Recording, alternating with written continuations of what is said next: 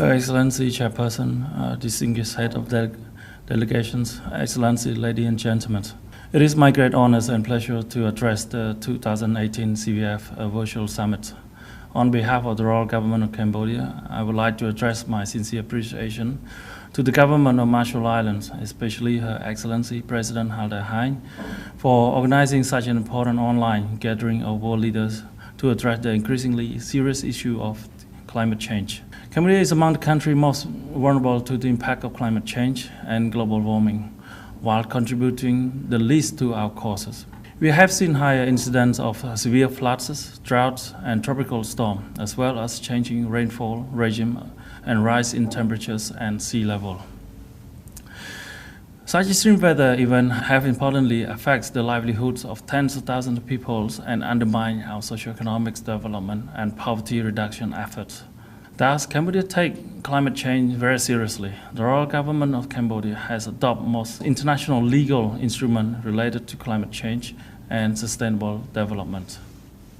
For instance, Cambodia was swift to ratify the Paris Agreement, the first ever universal, legally binding global climate deal, through which the world leaders expressed their strong commitment to deal with climate change and save our planet.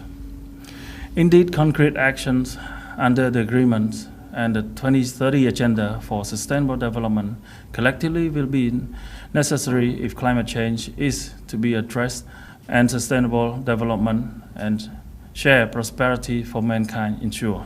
If we do not address climate change, we will not achieve the 2030 agendas. Cambodia has been doing her best to contribute to the effort by taking various national measures.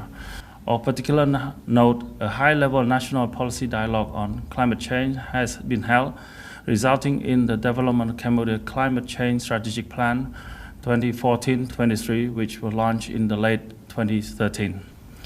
This was followed by sectoral climate change action plan developed by 14 ministries and agencies concerned. In addition, the National Council for Sustainable Development was established in 2015 to coordinate formulations and implementations of policy measures to address climate change and sustainable development.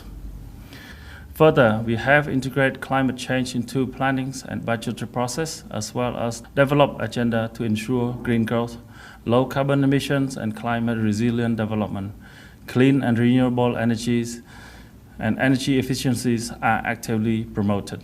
Besides, a national M&E framework for climate change is in place, with 5 institutional readiness indicators and 3 impacts indicators through which vulnerabilities and change and damage from extreme weather events are tracked on an annual basis. Lately, the Ministry of Environment has successfully led participatory process to draft a new comprehensive environmental code, which will be adopted soon to promote behavior change and more active participation among all stakeholders in support of national effort. Overall, climate change and sustainable development have constantly enjoyed a high attention and strong support from the Royal Government of Cambodia, as evident by the fact that share of national budget allocated to climate expenditure has increased steadily, and the government investment in area of climate change tripled over the last 8 years. It has now been placed even more prominent in the new socio-economic policy agenda of the Royal Government of Cambodia in the 6th legislatures, called the Rectangular Strategy Phase 4. Madam Chairperson, ladies and gentlemen, more concerted effort and international solidarity are urgent and necessary to address the growing impacts of climate change.